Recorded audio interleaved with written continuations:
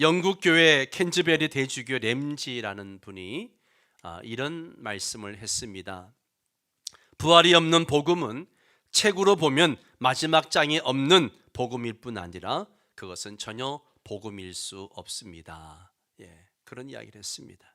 만일 예수 그리스도께서 우리 죄 때문에 죽고 그냥 끝났다면 누가 예수 그리스도를 믿겠습니까? 죽어버린 구원자를 누가 믿겠느냐 하는 거예요. 죽었다가 살아나신 구원자라야 믿고 따라가면서 우리 인생을 맡길 만하지 않겠습니까? 예수 그리스도의 부활은 성경에서 가장 중요한 주제이고 핵심입니다. 부활은 기독교의 초석입니다. 부활은 우리가 이 예배 드릴 때에 가장 중요한 주제이기도 합니다. 예수 그리스도의 부활이 없다면 기독교는요, 의미도 능력도 가치도 없는 거예요. 부활은 역사 속에서 실제로 일어난 사건이고 동시에 우리의 삶에 실제적인 능력을 주는 사건입니다. 그래서 부활은 사건이고 능력입니다. 부활이 예수 그리스도에게는 어떤 능력이었습니까? 또 부활이 우리에게는 어떤 능력일까요? 우리가 어떻게 하면 부활 능력을 깨워서 우리의 우울하고 이 고달프고 염려 근심과 많은 이 생활에 감격과 승리의 동력을 삼을 수 있을까요? 코로나로 인해서 지쳐있는 이 나라 국민들에게 어떻게 하면 다시 일어서게 할 수 있을까요? 바로 부활의 능력을 경험하는 것입니다. 첫 번째로 생각해 볼 것은 예수님 안에는요, 부활 능력이 있습니다. 우리 주님에게는 부활 능력이 있습니다. 바울 사도는 이 에베소 1장에서 특별히 3절에서 14절까지 하나님께서 우리에게 주신 놀라운 모든 신령한 복에 관해서 이야기하고 있습니다. 하나님께서 세상을 창조하시기 전에 미리 우리를 하나님의 자녀로 예정하시고 선택하셨습니다. 하나님께서 예수 그리스도의 보혈을 통해서 우리의 모든 죄를 또한 용서하셨습니다. 하나님께서 우리가 천국 낙원을 반드시 차지하도록 성령님을 통해 인감 도장을 꽝 하고 찍어주셨습니다. 이것은 우리가 예수 그리스도 안에서 거룩하고 흠이 없는 생활을 통해서 하나님을 찬송하게 하시기 위함이라고 바울은 이야기하고 있습니다. 그리고 15절부터 23절까지는요, 하나님께서 우리에게 지혜와 계시의 영인 성령님을 주셔서 우리에게 주신 이렇게 놀라운 복을 깨닫게 해달라고 하나님께 기도하고 있습니다. 아무리 하나님이 많은 복을 주셔도, 아무리 많은 신령한 복을 주셔도 우리가 깨닫지 못하면 그 복은 헛된 것이죠. 깨닫지 못하는데. 특히 바울 사도는 이 19절에서 23절까지 하나님께서 우리에게 베풀어 주신 이 부활의 능력, 부활의 그 능력을 깨닫게 해달라고 기도하고 있습니다. 하나님께서 우리에게 부활의 능력이 약동하도록 하시기 전에 먼저 예수 그리스도 안에 부활의 능력이 약동하게 하셨습니다. 20절을 보면요, 그의 능력이 그리스도 예수 안에서 역사하사 죽은 자들 가운데서 다시 살리시고 라고 되어져 있습니다. 하나님의 능력이 예수 그리스도 안에서 약동해서 예수 그리스도를 죽은 자 가운데서 다시 살려냈다라고 말씀하고 있는 것입니다. 예수님의 부활을 이야기하면 당장 부인하려는 사람들이 있습니다.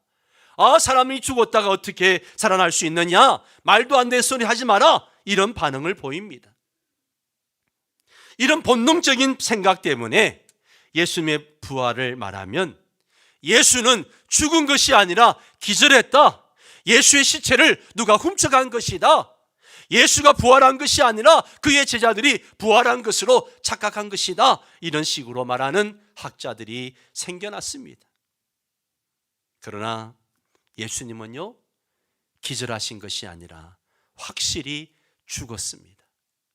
로마 군인들이 어떤 군인들인데 죽지도 않은 사형 십자가형 죄수를 그냥 무덤에 넣겠습니까? 로마 군인들이 예수님께서 이미 죽은 것을 확인하고 다리를 꺾지 않았습니다. 그리고 창으로 옆구리를 찔러가지고 모든 물과 피를 다 쏟는 것을 보았습니다. 한마디로 죽음을 확인하는 확인 사살이었던 것이죠. 예수님은 죽고 난 다음에 그 시체를 무려 2톤가량이나 되는 큰 돌문으로 무덤문을 막아 놓았습니다. 그리고 로마 총독의 인장으로 봉인을 하고 로마 군인들이 목숨을 걸고 지키고 있었습니다. 예수님은 확실히 죽으셨고 예수님의 시신은 누구도 훔쳐가지 않았고 훔쳐갈 수도 없었습니다. 예수님은 마치 나방이 꼬치에서 빠져나오듯이 그렇게 부활하셨습니다. 예수님은 어떻게 부활하셨는지 그 부활 현상과 부활 진행된 사건은 우리가 알 수 없지만 부활하신 주님께서 수많은 사람들에게 나타나셨습니다. 제자들에게 여러 분 나타나셨고요, 여인들에게 나타나셨고요, 500의 형제들이 나타나셨고요, 수많은 사람들에게 부활의 모습을 보여주심으로 부활을 확인하게 하셨습니다. 예수님은 죽었다가 살아나셨고 지금도 살아 계십니다. 예수님은 부활 능력 때문에 다시 살아나셨습니다. 본문 20절 말씀대로 하나님의 능력이 그리스도 안에서 역사하사 죽은 자들 가운데서 다시 살려냈습니다. 하나님의 부활 능력이 예수 그리스도를 죽은 자들 가운데서 다시 살린 후에 하나님의 보좌 우편에 앉게 했습니다. 하나님의 부활 능력이 예수 그리스도를 모든 통치와 권세와 능력과 주권과 이 세상뿐 아니라 어느 세상에 일컫는 모든 이름 위에 뛰어나게 했습니다. 하나님께서 부활 능력으로 만물이 예수 그리스도의 발 아래에 복종하게 하셨습니다. 하나님께서 부활 능력으로 예수 그리스도를 만물 위에 교회의 머리로 삼으셨습니다. 교회는 예수 그리스도의 몸으로 만물 안에 만물을 충만하게 하시는 이의 충만함입니다. 분명히 부활 능력이 예수님 안에 약동해가지고 예수님을 살리셨고 예수님은 지금 하나님 보좌 우편에 앉아 계십니다. 이것은 그 누구도 어떤 누구도 부인할 수 없는 진리입니다. 특히 해서 복음을 전하던 선교사가 현지인들에게 예수 그리스도의 부활의 진리를 가르치고 싶었습니다. 그래서 선교사는 이렇게 말합니다. 제가 여행을 가다가 두 갈래 길을 만났습니다. 두 갈래 길에서 어느 길로 가야 할지 나를 안내해 줄 가이드가 필요했습니다. 두 사람의 가이드가 있었습니다. 한 사람은 살아있는 가이드고 한 사람은 죽어있는 가이드입니다. 제가 누구의 가이드를 받아야 합니까? 라고 물었습니다. 그랬더니만 사람들이 그야 살아있는 사람의 가이드를 받아야죠. 그렇게 대답을 합니다. 그래서 선교사가 이렇게 말하죠. 그러면 여러분은 왜 살아계신 예수 그리스도의 가이드를 받지 않고 죽은 모하메스의 가이드를 받고 있습니까? 그렇게 이야기했습니다. 아무 대답도 못하는 것이죠. 조시 맥도웰이라고 하는 사상가, 교수가 있었습니다. 아주 뛰어난 사상가이기 때문에 참 많은 기독교 교수들과 학생들을 괴롭히는 그런 교수였습니다. 대학 캠퍼스에서 보면 기독 교수들과 학생들이 늘 모여 있는 모습을 보면 늘 웃고 행복해 보이는 거예요. 그들은 모여서 늘 찬양하고 기도하고 또 말씀 가지고 서로 토론하고 하는 모습을 보면 너무 마음이 불편하고 저놈들 죽일 놈들 이런 생각이 드는 거예요. 내가 저 기독교를 내가 박멸해야지 저놈들 꼴을 내가 보기 싫다 이런 생각이 든 겁니다. 그래서 기독교를 박멸하기 위해서 그러기 위해서는 예수 그리스도의 부활을 내가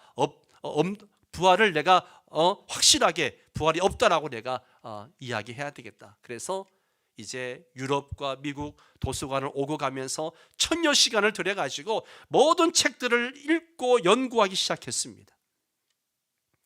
그렇게 연구를 하다가 결국 그는 예수 그리스도의 부활을 인정하지 않을 수 없었어요. 결국 무릎을 꿇고 예수 그리스도의 부활을 믿게 되었습니다. 기독교를 박멸하겠다고 하던 맥도웰이 오히려 예수 그리스도의 부활을 전 세계에 전하는 그런 부활 전도사가 되었습니다. 맥도웰이 모든 종교를 연구해 보니까 세계의 모든 종교들은 철학에 기초하고 있지만 기독교는 철학이 아니라 인격에 기초해 있다는 것을 알게 되었습니다. 기독교는 그 교주의 빈 무덤을 주장합니다. 유대교도들이 교주로 섬기는 아브라함은 BC 1900년에 죽었고 부활하지 않았습니다. 석가에 대한 본래의 기록에는 부활이 없습니다. 석가의 죽음에 대한 최초의 기록을 보면 석가가 죽었을 때에 아무것도 뒤에 남은 것이 없었다고 되어 있습니다. 모하멧은 632년 6월 8일 61세에 메디나시에서 죽었습니다. 그러나 메디나시에는 그의 무덤이 있고 숱한 무슬림들이 매우 그 무덤을 방문합니다.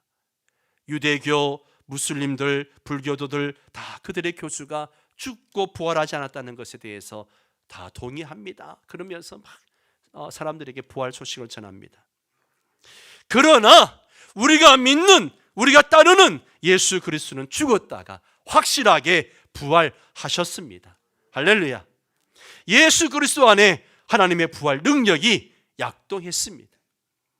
예수 그리스도는 하나님의 부활 능력으로 살아나셔서 지금도 살아 계시고 영원히 살아 계십니다.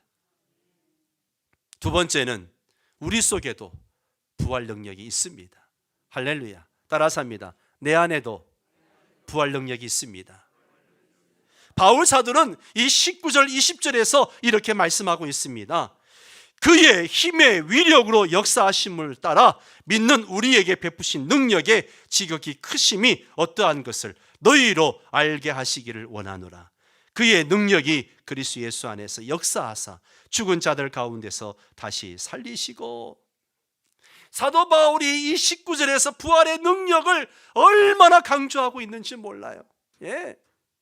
바울 사도는 능력이라는 단어를 4가지나 사용하면서 강조하고 있습니다. 힘, dynamis, 위력, 크라토스, 동력, 에네르게이아, 강력, 이스키스. 이 4가지 명사를 동원해 가지고 부활 능력이 얼마나 확실한 것인지를 우리에게 말씀하고 있는 거예요. 바울 사도는요, 부활 능력이 그냥 적당히 크다고 말하고 있는 것이 아니고요, 비교할 수 없이 크다, 지극히 크다, 정량할 수 없이 크다, 타의 추정을 불허할 정도로 크다, 이렇게 강조하고 있는 겁니다. 그 부활의 능력이 우리 속에 있다라고 지금 강조하고 있습니다. 성도 여러분, 우리 속에 예수 그리스도를 부활하게 하셨던 하나님의 그 부활 능력이 이렇게 크다는 것이 믿어집니까? 우리 속에 부활의 능력, 위력, 동력, 강력, 비교할 수 없을 만큼, 측량할 수 없을 만큼 타의 추정을 불허할 정도로 크게 있다, 이게 믿어집니까? 오늘날 많은 그리스도인들이 감정 때문에, 상황 때문에, 내 삶의 여러 가지 환경들 때문에 이 부활의 능력을 망각하고 살아가고 있습니다. 부활의 능력을 잠재우고 살아가고 있어요. 그래서 예수를 믿으면서도 기쁨이 없고 능력이 없고 그렇게 살아가고 있는 것이죠. 요즘에 기독교가 힘이 없다고 말하는 사람들이 많습니다. 힘이 없는 기독교는 매력이 없어서 다른 종교에 관심을 가지는 기독교인들도 점점 늘어나고 있습니다. 특히 코로나 때문에 이러한 사태가 점점 더 늘어나고 있습니다. 숭산 승려가 기독교 대학 하버드에서 설법을 한번 한 적이 있습니다. 그때 하버드는 기독교 신학대학과 같은 아주 유명한 기독교 대학이거든요. 근데 그때 교수들과 학생들이 역사 이래로 그렇게 많이 모여서 승려의 설법을 들은 적이 없었다는 거예요. 그 숭산 승려의 영향으로 본래 예수를 믿던 하버드 신학대학원생이 예수를 버리고 불교로 개종해가지고 우리나라 와가지고 저 화계사의 주지승이 되었습니다. 지금도 있어요. 유명한 이야기입니다. 왜 이런 현상이 벌어졌을까요? 기독교가 힘과 매력이 없다고 보았기 때문입니다. 정말 기독교가 힘과 매력이 없을까요? 예수 그리스도에게 능력이 없어서 그런 것일까요? 아니면 내가 그 능력을 체험하지 못해서 그런 것일까요? 여러분, 우리가 부활의 능력을 체험하지 못했기 때문입니다. 미국 플러 신학교 교수 찰스 크라프트가 힘없는 기독교 마주치기라는 책에서 이런 이야기를 했습니다. 예수 그리스도께서는 우리에게 사랑과 능력의 복음을 맡기셨지만 우리는 사랑만 강조하고 능력은 망각했다라고 이야기했습니다. 사랑하는 성도 여러분, 여러분은 어떻습니까? 여러분은 예수 그리스도께서 우리에게 주신 사랑과 능력의 복음을 체험하면서 전파하고 있습니까? 복음의 능력을 체험하지 못한 것은 혹시 아닙니까? 예수 그리스도를 죽은 자 가운데서 살려내신 하나님의 부활 능력이 우리 속에도 있습니다. 부활 능력이 우리 속에 능력, 위력, 강력, 동력으로 측량할 수 없이, 비교할 수 없이 큰 능력이지만 우리 속에 지금 잠자고 있는 거예요. 여러분, 우리는 그것을 깨워야 합니다. 깨워야 됩니다. 그리고 체험해야 됩니다. 부활 능력으로 살아야 됩니다. 그러면 우리 속에 잠자고 있는 부활 능력은 어떤 능력인가? 어떤 능력인가? 첫 번째는요, 죄인을 의인되게 하는 능력입니다. 예수는 우리가 범죄한 것 때문에 내줌이 되고 또한 우리를 의롭다 하시기 위하여 살아나셨느니라. 우린 죄와 허물 때문에 영원히 멸망받고 지옥 가야 할 사람들입니다. 그런데 하나님은 우리 죄를 구속하시기 위하여 예수님을 십자가에 내어주시고 다시 그 예수님이 우리를 의롭다 하시기 위하여 살아나셨습니다. 그 예수를 믿기만 하면 어떤 죄인이든지 하나님 앞에 의인이 될 수가 있습니다. 이게 부활의 능력입니다. 두 번째는 고통을 승리로 바꾸는 능력이 있습니다. 자, 말씀을 같이 읽겠습니다. 우리는 우리 자신이 사형 선고를 받은 줄 알았으니 이는 우리로 자기를 의지하지 말고 오직 죽은 자를 다시 살리시는 하나님만 의지하게 하려 하심이라. 그가 이같이 큰 사망에서 우리를 건지셨고 또 건지실 것이며 이후에도 건지시기를 그에게 바라노라. 아멘. 여러분, 살다 보면 정말 사형 선고를 받은 것처럼 그렇게 힘든 순간들이 우리 삶에 찾아올 때가 있습니다. 더 이상 소망이 없는 것처럼 느껴질 때가 있습니다. 그럴 때 부활의 능력은요, 그 고통을 승리로 바꿔줍니다. 죽은 자를 다시 살리시는 하나님께서 그 하나님만 의지하게 하면 우리를 그 고통에서, 그 사망에서 건지실 것이고 앞으로도 건져 주실 것입니다. 이게 부활의 능력입니다.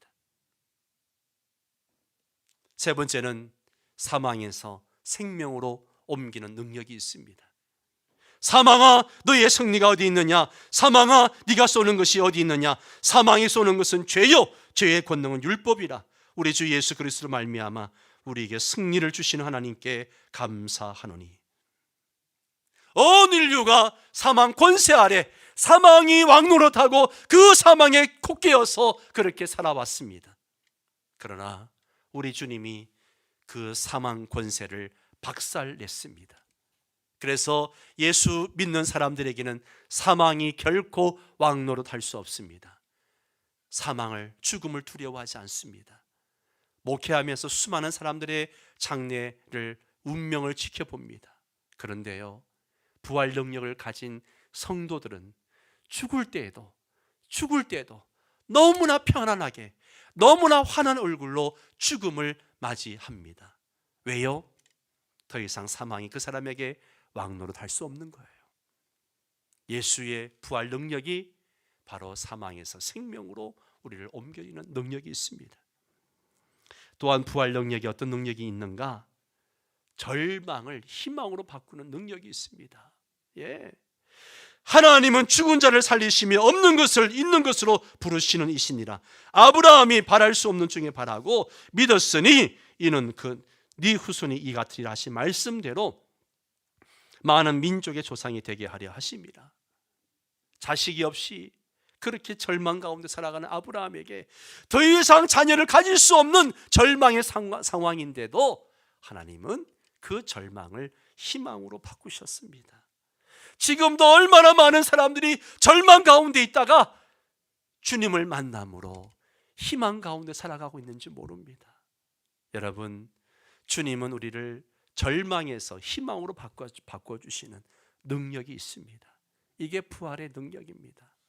저와 여러분이 이 부활의 능력을 경험하며 살아갈 수 있게 되기를 바랍니다. 예수 그리스도를 믿으면요, 지옥 갈 죄를 용서받고 천국 갈 의를 선물로 받습니다. 예수 그리스도를 믿으면 어떤 고통도 이기는 승리를 선물로 받습니다. 예수 그리스도를 믿으면 사망에서 생명으로 옮겨지는 영생의 복을 받습니다. 예수 그리스도를 믿으면 어떤 절망도 희망으로 바꾸는 희망 선물을 받습니다. 그러면 이것을 우리가 어떻게 하면 체험할 수 있을까? 어떻게 하면 체험할 수 있을까?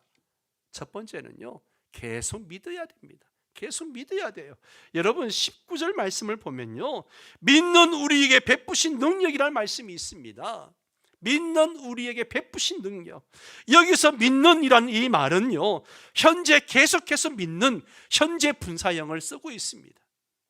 현재 계속해서 믿는, 처음 예수 믿을 때뿐만 아니라 날마다 순간마다 계속해서 예수님을 믿는 것을 말하는 거예요. 우리가 날마다 순간마다 부활하신 그리스도를 믿음으로 우리 속에 잠들어 있는 부활 능력을 깨워서 체험할 수 있다는 것입니다. 여러분, 계속 믿으시기 바랍니다. 내 삶의 상황이 어떻든지 간에 주님을 믿는 끝만큼은 절대 놓지 마십시오. 바울은 이젠 죽었구나 하고 사형 선고 받은 것 같은 극도의 고통 속에서도 죽은 자 가운데서 다시 살리시는 하나님만 믿음으로 구원을 받았습니다. 바울은 그때 자신을 의지하지 말고 오직 죽은 자 가운데서 다시 살리시는 하나님만 믿어야 한다는 강력한 도전을 받았습니다. 바울도 믿음으로 부활 능력을 깨워서 부활 능력이 약동하는 것을 체험했습니다.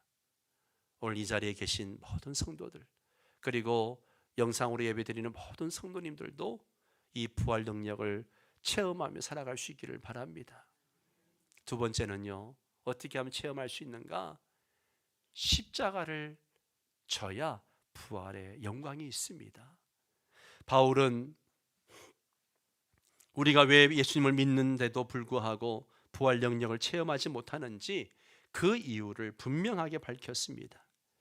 예수님을 믿고 복만 받으려고 하기 때문에 부활 능력을 체험하지 못한다는 거예요.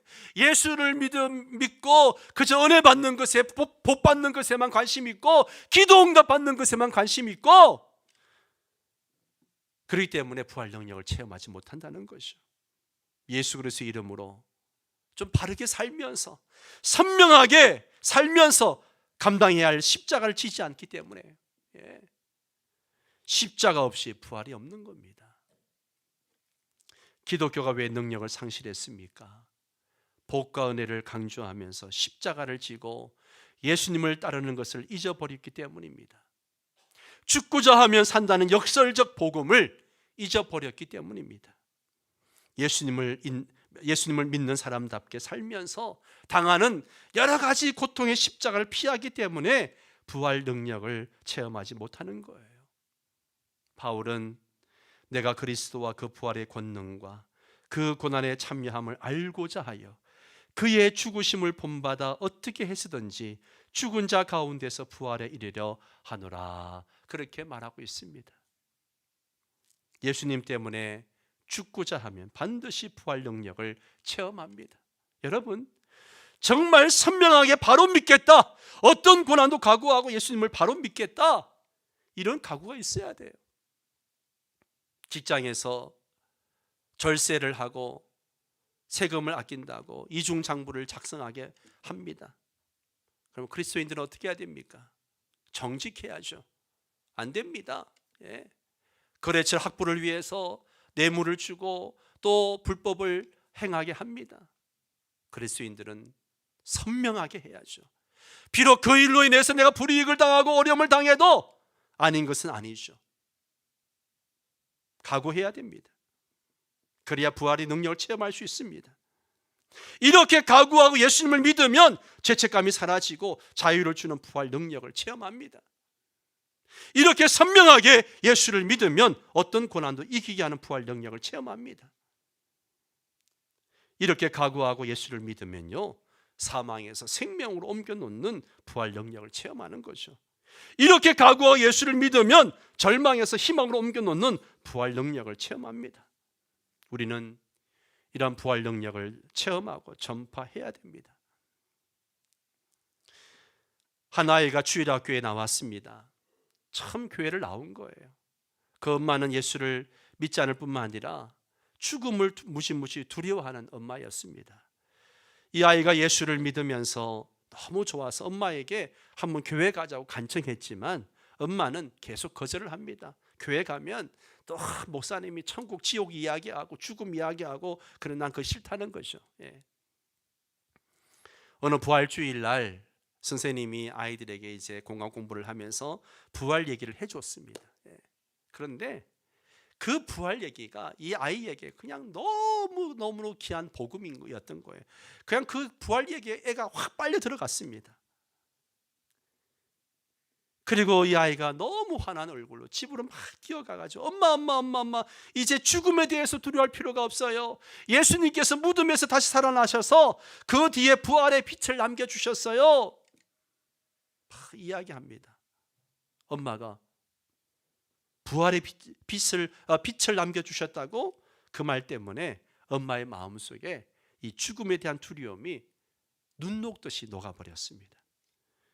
어느 날 저녁에 이 아이가 잠자기 전에 지방에서 기도를 합니다. 하나님, 우리 엄마 예수 믿게 해주세요. 우리 엄마 예수 믿게 해주세요. 빨리요. 막 기도하는 소리를 엄마가 듣게 되는 거예요.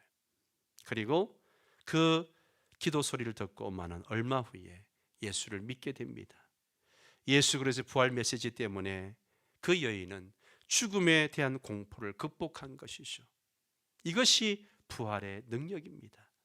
부활 능력을 믿으면 죽음의 공포도 이겨내고 고난의 고통도 공포도 이겨낼 수 있습니다. 우리 이것을 알아야 하지 않겠습니까? 한 아이가 집을 가려면 항상 무덤을 지나가야 됩니다. 예, 어른도 무덤 앞에 지나가면 얼마나 무섭습니까? 그런데 이 아이는 그 무덤 앞을 지나가면서 전혀 두려워하지 않는 겁니다. 어떤 사람이 묻습니다. 야, 무덤 앞을 지나가는데 안 무섭냐? 저는 안 무서워요. 괜찮아요. 그러면서 하는 말이 이 무덤 지나면 곧바로 우리 집이에요 라고 이야기를 합니다. 예. 우리도 언젠가는 죽음을 통과할 것입니다. 죽음을 통과하면 우리의 천국집, 그 집이 저와 여러분을 기다리고 있을 것입니다. 여러분, 코로나로 인해서 죽음의 공포와 절망에 빠져 있는 사람들에게 죽음 저 너머 있는 부활의 위로와 희망을 주시기를 바랍니다. 저는 코로나19 재난을 보면서 부활하신 예수님을 평소에 믿는 것과 또 그 예수님을 평소에 전하는 것이 목숨처럼 귀하다는 것을 정말 절감하고 있습니다. 여러분, 부활 능력을 경험하며 사시기를 바랍니다. 오늘 아침에 제가 경험했던 작은 경험인데요. 아침에 일어나서 이제 부활 아침이니까 기도하고 이제 거울 앞에 씻기 위해 거울 앞에 섰습니다. 그런데요, 갑자기 내 마음에 너무 기쁨이 막 넘치고 평안함이 넘치면서 어떤 생각이 드는가 하면, 그래, 지난밤에 내가 깊은 잠속에 빠졌었는데 세상에 무슨 일이 일어난지도 모르고 그냥 잠을 잤었는데 아침에 내가 일어났어요. 예. 그러면서 야, 부활의 능력 중에 하나가 이런 것이 아닌가. 그러면서 어떤 생각이 드는가 하면, 그동안 목회하면서 참 힘들고 어려웠던 것들이 막 지나가면서 그 모든 것들을 이겨낼 수 있는 힘이 어디에 있었을까? 그래, 부활의 능력으로 내가 이겨낸 것이지. 부활의 소망이 있기 때문에 내가 이 모든 과정들을 이겨내고 여기까지 온 것이지. 야, 그러면서 마음이 얼마나 기쁘고 감사한지요. 막 세수하면서도 웃었다니까요. 예, 너무 마음이 즐거웠고 행복했었습니다. 예. 예수님은 부활 능력으로 죽은 자 가운데서 부활하셨습니다. 예수님은요, 지금도 살아계시고 영원히 살아계십니다. 그 부활 능력이 우리 속에 잠들어 있습니다. 우리는 계속적인 믿음, 죽으면 산다는 믿음으로 고통을 각오하고 선명한 신앙생활을 하면서 우리 속의 부활 능력을 깨워야 합니다. 죽음 저 넘어 우리가 부활해서 살 집이 있다는 것을 확신하고 감사하면서 예수 그리스도의 이 사랑의 복음, 부활의 복음을 나눠주면서 살아가야 됩니다. 지금 여러 가지 어려움 가운데, 힘든 가운데 있는 성도 여러분이 있다면 부활 능력으로 일어설 수 있기를 바랍니다. 여러분 얼마든지 이겨낼 수 있습니다. 여러분 주변에 절망하고 고통 속에 있는 사람들이 있다면 예수 그리스도의 부활을 복음을 전하십시오. 그들에게도 같은 은혜가 있을 줄 믿습니다. 다 함께 일어나셔서 함께 찬양하겠습니다.